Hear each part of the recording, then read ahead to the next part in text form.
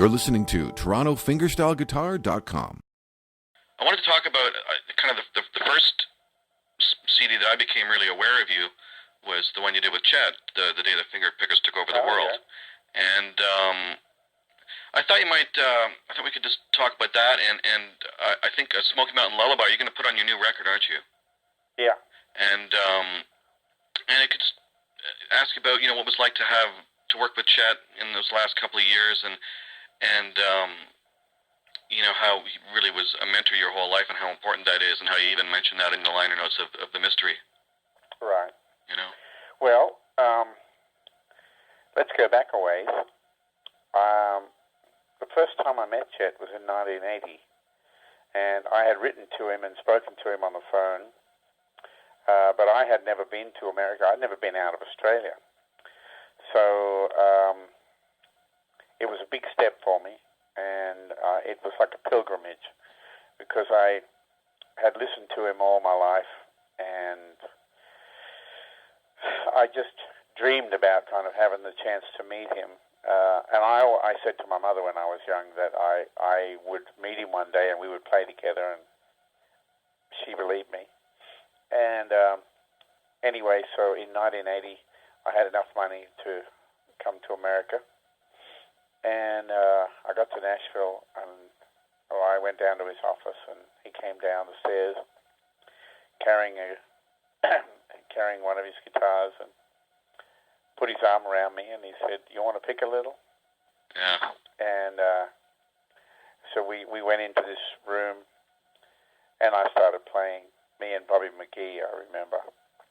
And he just joined in with all beautiful harmonies, and then took a solo, and it was just like a hand in a glove. It was perfect when we played together, because I'd grown up listening to him and of really observing all the things about his playing, not just his arrangements or his technique or whatever, but also when he played with someone else, I observed how tasteful his rhythm was and stuff like that. So I tried to do the same. Yeah. And we were instant friends from the moment we met, and we just stayed in touch. And then I went back to Australia, and then years later, I got a note from him saying that some people had sent him tapes of me playing, and he was, proud of me, and he was hoping that he could help me in any way, and that kind of thing. And was it hard to wait all those years, because you'd met him in 1980, and really it was around 96, 97 when you did the record. Were you kind of getting impatient, or were you thinking? No, I was getting experience. Yeah, so you were, but it wasn't really a point where you were kind of thinking, you really wanted to do this. You probably always knew you were going to do a record with him. No, I had no idea. Is that right? Basically, I think during the 80s, 70s and 80s, I was busy getting experience. I became a producer for CBS. I was a songwriter. I went to LA a few times a year, come over and write songs and all that. I signed with Universal, and so I was trying to learn as much as I could about the business and about music and about how to write songs, and at the same time trying to learn new things about the guitar and try different things. I would play in a country rock band for a while, and then I'd play drums in another band, then I'd be a bass player in a band, and then I formed my own bands, and I did a lot of different things. I played more electric guitar than anything. It wasn't acoustic was totally what I did. It was part of what I did. And then I think it was 1988, I had recorded an album called Up From Down Under, and it was just a bunch of demos.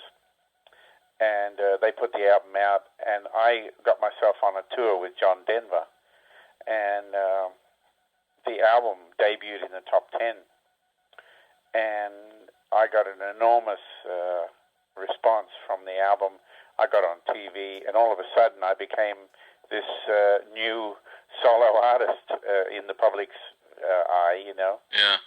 Although I'd been, playing in my home country since the early 60s, the public perceived me as a new artist. Mm-hmm. So I kind of got a kickstart from that tour, and then a year later I toured with Eric Clapton. And Yeah, which tour was that? The Clapton one? the Journeyman tour. Okay. And that just really kicked me through the goalpost kind of thing. That just nailed it for me with the Australian public. And then my next 3 albums were all platinum albums. And now, do you miss any of that? Do you think you'll go back to playing electric, or are you just going to stay on the path of like the solo guitar thing for now? Well, I think I can do both, but it's just it's a matter of logistics, really. Yeah. I now live in America, and I have a good solo career going. I've worked really hard to build it up, Yeah. and to be consistent, and to try and get better at it and improve it all the time, keep it kind of fresh and growing. As much as I work, I'm amazed how fresh it always feels. Mm-hmm. So that tells me that there's something more than just my ability or my energy that's driving what I'm doing. It's far deeper than that. Yeah. Because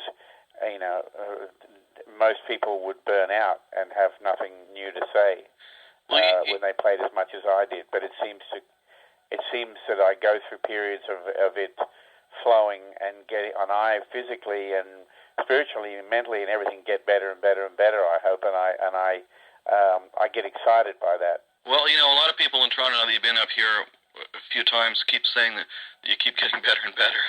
Yeah, well, I'm trying. I really do. I really do try to keep raising my standard and pushing myself, and that's another thing about a lot of the songs that I do. I improvise so much now. It's almost like I want to see how over the top I can make it sometimes. Yeah, I know, because when you played the Toronto show, I thought you were pushing it more over the top and improvising more than the Montreal show, probably because, I don't know, it did seem like you were... Well, you know what? There's something... It's not a self-indulgent thing. It's very entertaining to people to see someone absolutely fly their kite and push themselves out on the limb. You know what I mean? And I'm taking a lot of risks out there. Oh, because you could kind of crash. I mean, because it was pretty over the top. But I think a couple of moments were Amazing Grace. I'd never heard you kind of play that with. I think you're really going out there, really stretching. And the other one, obviously, I think Guitar Boogie. It was amazing. Yeah, thanks. Yeah, it was. Well, I think that's another thing that keeps me hungry to see what I can do. Yeah. I think it's important for an artist to do that. And I wanted to ask you, when you were talking, I think last time you were here, about when you moved to England and you were kind of starting over, you weren't like known like you were, I guess, in Australia, or I think you got that Bill Wyman gig, and yeah. And how do you get over those tough? Because every musician has it, where you might be touring with a band, or you might have a particular gig or something, and then the band breaks up, or whatever. Things just change, or even the industry changes, and all of a sudden maybe the type of music you're doing isn't popular. How did you kind of get over that, and then kind of just? Well, I think what happened was I was very, very fortunate that when I did the Bill Wyman tour, I played to an audience who didn't know me. And they were a real musical audience. They came along to see the Rhythm Kings, and so they loved that kind of music. They knew that Albert Lee and Martin Taylor were playing in the band, so there were a lot of fans of guitar music anyway. And it gave me a chance to come out and blaze a bit of a trail in a new country, and I love that stuff. I love the challenge of it.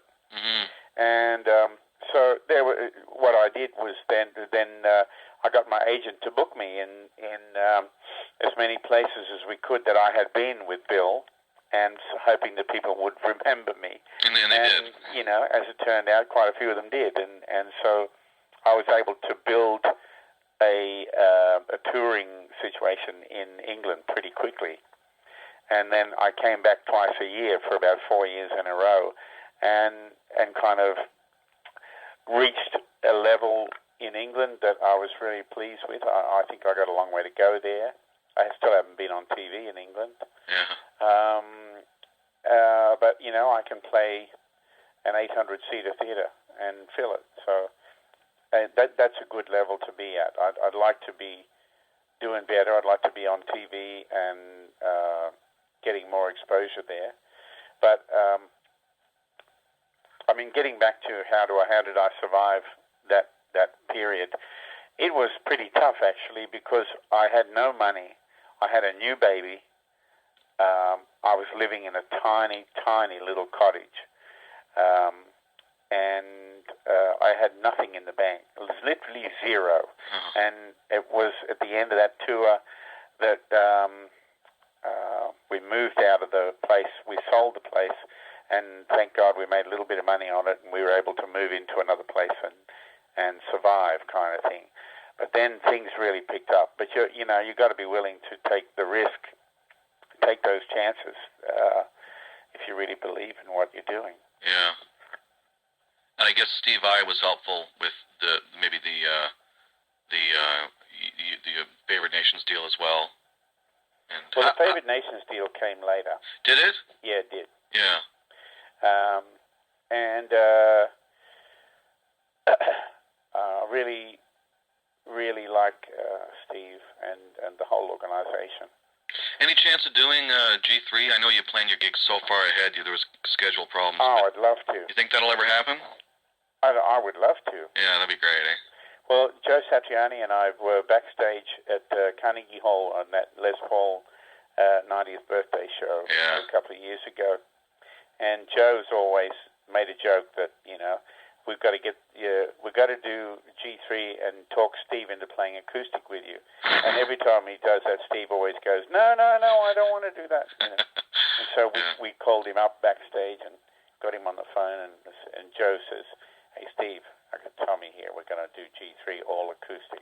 And I could hear him yelling down the phone, no chance,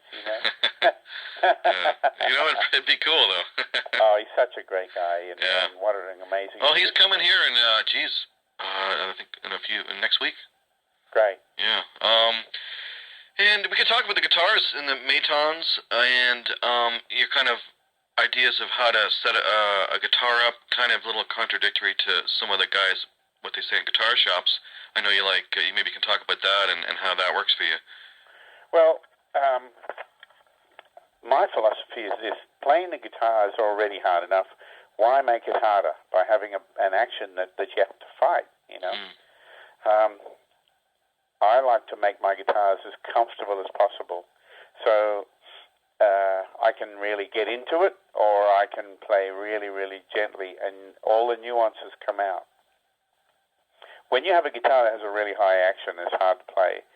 There are no such things as nuances. You just, put your head down and play as hard as you can to get all the sound out of the instrument. Mm-hmm. And I can't get any nuances out of a guitar that's hard to play. I just play, songs and chords and sing with it or whatever.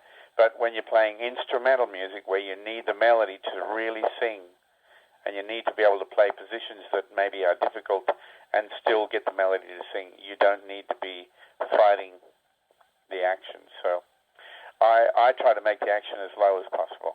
Mm-hmm. And I wanted to talk about last time I saw you play, you had some great new songs, and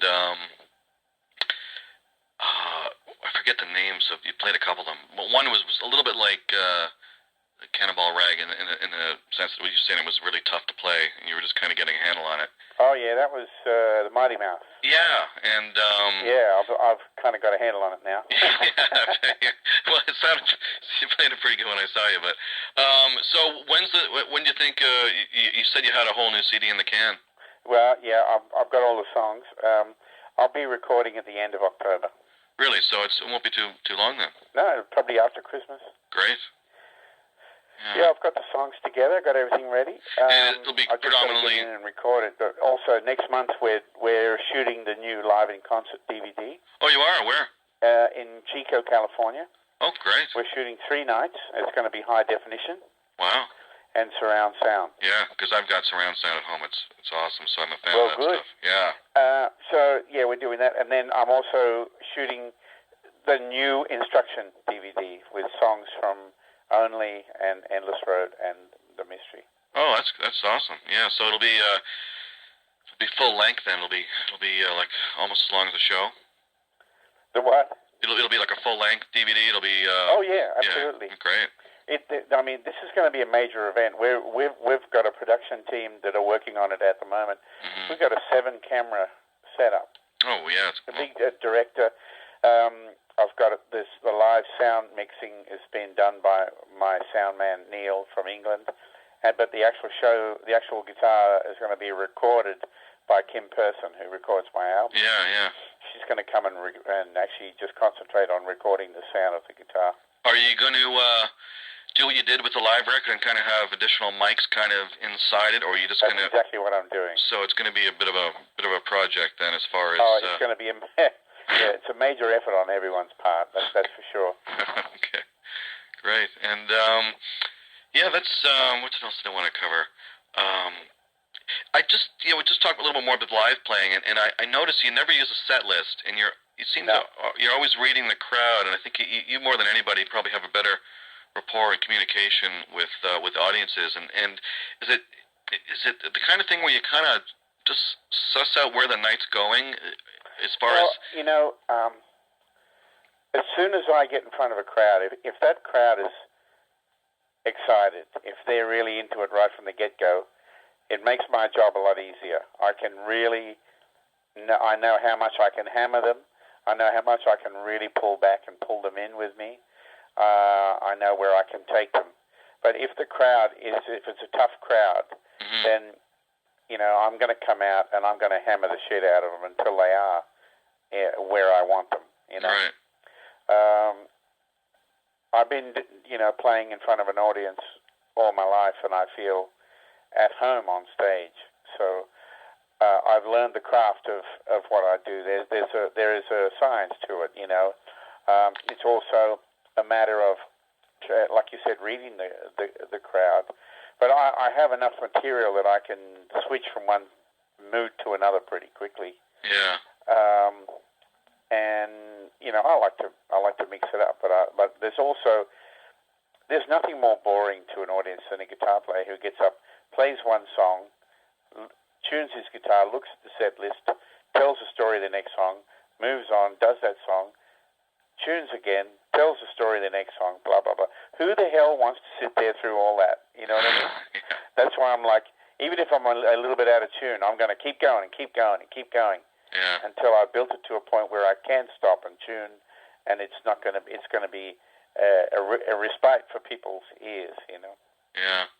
And I wanted to ask, too, just more about the touring thing. If there's any, because obviously it's hard on you physically, and I remember you had a great story about you were really exhausted before you did a show a couple of years back, and Gina kind of pushed you out on stage, and you said you said, remember, it's not you playing. Yeah, and you said you had one of your best nights ever. Yeah, I was completely... I didn't know. I was almost like at a nervous breakdown. Now, how do you? Is there anything you do? Do you have any hobbies or any exercise or things you do so that you kind of stay, or do you just you've just been doing it so long? You're have you found anything in particular kind of works or? Well, I think one of the best things that I've learned is to relax and just go with it, kind of thing. If I feel tired, I just lay down and go to sleep. If I feel full of energy, I'll play my guitar for a while. I'll read a book or whatever. But if I just kind of follow my feelings and the way my body reacts to what we're doing. Yeah. The things like every now and again you'll get a cold or something. It's usually when I go to England or I get run down if I'm tired or whatever. So then you'll get a sore throat or something, and you'll have to spend a week just being careful, taking lots of vitamins and try and rest up. But in general, my health is good. I've been blessed with wonderful health, and I think I'm a very relaxed person. I'm very relaxed in everything that I do. Were you always that way when you were younger and touring? Some guys, I think they get stressed about either their band or the professional side of things, and it comes out like during the day, like before a show, they kind of, Yeah. you know what I mean? Like they kind of, I know, they're pacing up and down like wild animals. yeah, and so the whole day becomes this thing of, depending on how people kind of, you know, react or what their disposition is like, and then once the show's over, they're fine, and then the next day, you know, it kind of happens again, you know. Yeah, that's right. Well, I'm pretty much the opposite. Yeah. I wake up in the morning, and my first thought is, oh, good, I got a gig tonight. Mm-hmm. You know, oh, good, I get to play. Oh, good, I got to play. Good place to play in, you know, or whatever. I try to always. I've always been a very positive person, and it's just the way I am.